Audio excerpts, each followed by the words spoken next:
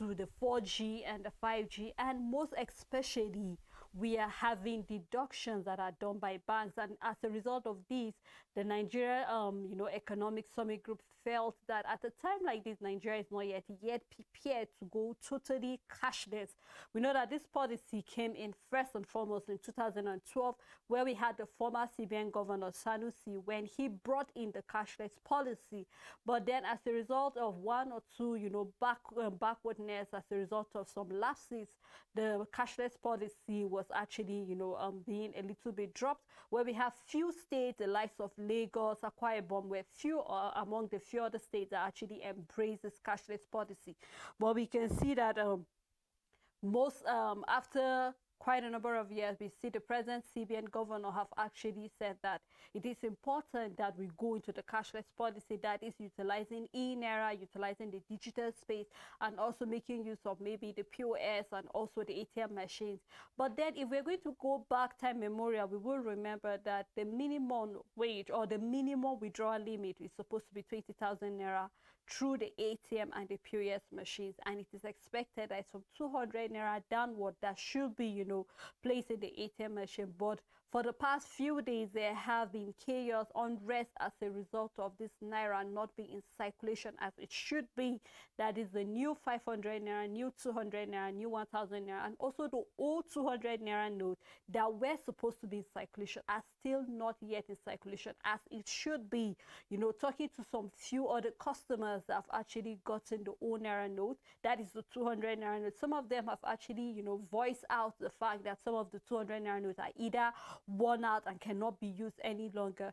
But then we know that the CBN are still working out, and so if we are going to back the Nigeria Economic Summit Group, we really have to look, is Nigeria really prepared to go into the cashless policy at a time like this? Because it's very important that we go back time and see what can we do. Have the CBN done enough awareness for people who are living in the rural areas? Have we talking about unemployment, in as much as we know that this is a way of controlling fraud, kidnapping, that's paying of kidnap, ransom money and all of that, and especially with just 5 days to the election, trying to minimize talking about vote buying. So at a time like this, I would really love to hear from you by dropping your comment on our official Facebook page. Do you feel Nigeria is really ready at a time like this to go totally cashless, at a time like this? Because it's important, yes, that we have the cashless policy. And if you recall, last week I gave you some of the update in this segment where we saw that most Nigerians are trying to, Google on how to make money using the Bitcoin. So, if there is no cash, of course, Nigerians will definitely look for a way to, or an alternative to the cash, and which is they're actually going for an alternative, which is the Bitcoin. But then we'll just keep our fingers crossed, and we hope that the central bank know what they are doing. The commercial banks, especially deposit banks, will actually make sure that Naira is in circulation as it should be, because we know not only have it affected businesses if our inflation is really going down, and there's some business owners are really complaining bitterly because customers cannot buy anything because most of them either do not have an account, or most of the traders do not have an account where customers can actually make transfers, or some of these traders are refusing to collect transfer. And especially for those who are having perishable goods, the likes of fruit and vegetables are getting destroyed because of this use of transfer and also cashless policy. But then we'll just keep our fingers crossed, and we just hope that the government really know what they are doing. We'll just keep taking baby steps, one step at a time, to hope that gradually we will embrace this cashless policy. Because at the end of the day, not only is this policy good, but this policy will actually, benefit us on the long run. Still looking at some of the issues we are having still in Nigeria. Lately, the NUPRC, which is the Nigeria Upstream Petroleum Regulation Commission, have said that about 40% of our crude oil loss has been actually linked to or will I call it inaccurate measurement rather than just oil theft. Last year we had the back and forth from the NNP and NNPCL, and also going to the federal government on the fact that the reason why we weren't able to meet our quota of the oil to OPEC is as a result of oil theft.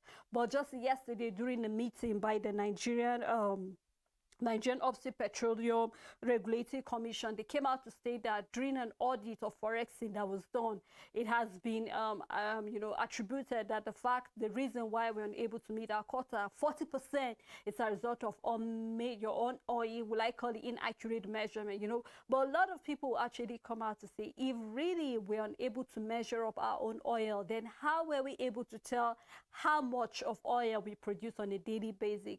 Even though lately we've been celebrating as one of the giants when it comes to production of crude oil, and then also looking at the fact that lately we've been able to produce about 1.5 million barrels of oil daily, and we're still working towards making progress. That is to say that we are hoping that when this inaccurate measurement has been addressed, oil theft have been addressed, and all of this will be able to possibly produce about 2 million or even above of oil daily.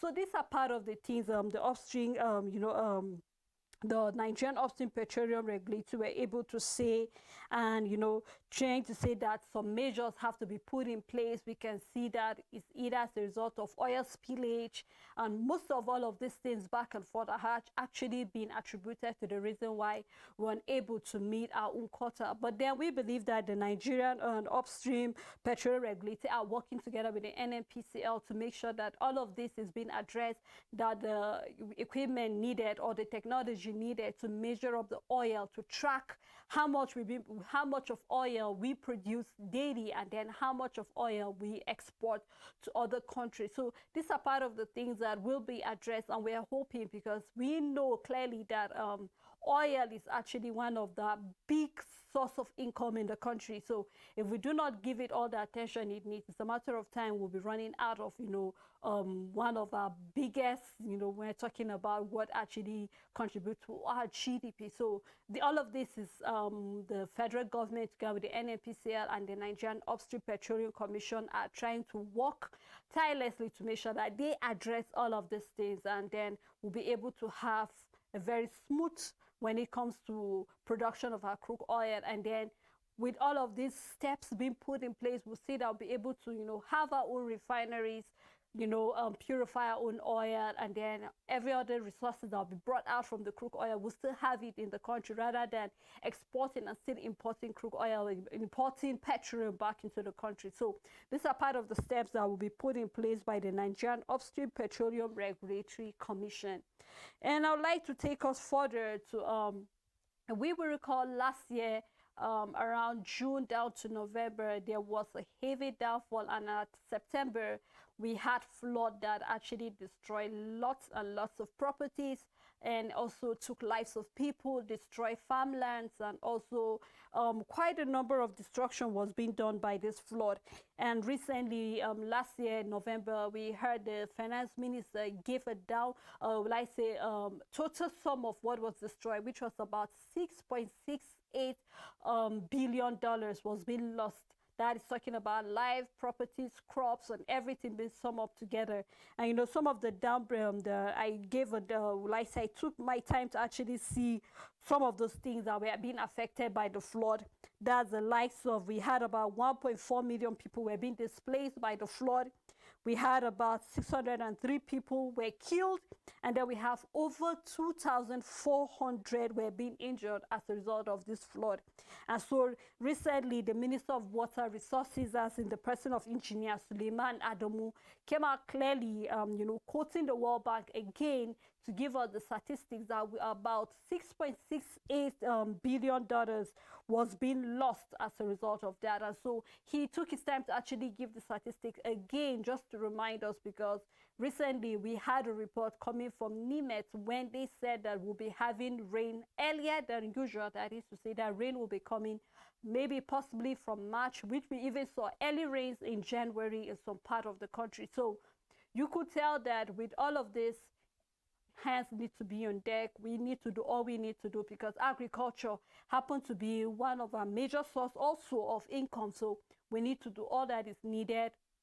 We need to have accurate forecasts, and making sure that everything that is needed needs to be put together so that we do not lose the same money again, because we're looking at the numbers, the way they keep going. That's numbers in life, numbers of crops, numbers of properties that are being destroyed. You will agree with me that we really, really need to do something drastically to make sure that we do not lose so much money again at a time where lots of money is being lost, cash is no longer in circulation, we're struggling with the cashless policy, and then lots of talking about unemployment, companies are laying down workers. So we have to be careful looking at the numbers especially, and making sure that we'll be able to protect crops, protect lives, protect our properties, so we do not lose this money again in any way that doesn't make sense or that is in our own carelessness as a country. So I'd like us to take a little bit away. Let's take a look at the international war. Recently, Bangladesh has been, struggling with talking about scarcity of daughters. And, this sounds much like Nigeria again, because the attacker that is talking about their currency is beginning to lose its relevance in relation to the US dollars. Recently, Bangladesh has been facing dollar crisis recently, and also this has been attributed to confidence, so much confidence in importation. Just like I said, it sounds so much like Nigeria, because we depend so much on imported goods, and it even goes to the down of likes of even toothpicks, goods, raw materials, and the same thing Bangladesh has been facing recently. The country is actually facing a financial crisis, just like I said, and it's as a result of the country overconfidence on importation and lack of local production. And then when we're looking at local production, we're looking at raw materials, we're looking at food grains, we're looking at oil, we're looking at spice, we're looking at petroleum products, fertilizer, cotton, yam, and chemicals, and lots of other things, and this has been the reason why Bangladesh has been going through so much when you're looking at financial crisis. And the prime minister over there is looking at what they can do, especially with the minister over there, what they can do to make sure that rather than just like we have been emphasizing here in Nigeria, rather than we concentrated or having so much confidence in importation, why don't we concentrate on exporting finished goods? That's in the likes of beautiful finished goods, especially when it comes to the oil. Because immediately after the war between Ukraine and Russia, not only have Bangladesh been affected, but also financially they have been going down gradually in relation to other countries like India and other Asian countries that have been surrounded. Pakistan, that is expected to be going down, it's not really going down as it should. So the numbers are actually very not fixed, because they are actually been facing lots of inflation lately in the country, and so they are looking at what they can do, especially in controlling fuel crisis, looking at inflation rate, how they can control it. It's one thing for you to have inflation, but then it's another problem when inflation doesn't just stay, but it keep going higher and higher. And of course, when you keep when the US dollar is having more relevance to the local currency of the country, definitely you know that inflation is there. You will be seeing food crisis, fuel crisis, and other raw material that you are supposed to be producing as a country, but you keep importing. That alone can actually contribute. So these are the problems that Bangladesh has been facing recently, and we know that when you look at one currency to another in another country, then you realize that you are supposed to have, or the local currency is supposed to have more strength than the US dollars. But we can see that not only is Nigeria facing that problem, but also Bangladesh has been facing that problem for some months right now. And we're just looking at what can be done in that country, especially looking at world powers rubbing off shoulders. Every country is trying to see how they can revolt, and also change their policy, how their economy will grow. And then looking at the fact that it is important at a time like this, with the way making utilizing of the digital space and all of that. So these are some of the problems that Bangladesh has been facing. So we are just looking at, just like Nigeria, what can Nigeria do to rectify the Naira having strength, even though we know even after the will I say, when Naira has not been circulating recently, the Naira has, the dollar in relation to the Naira has dropped a bit.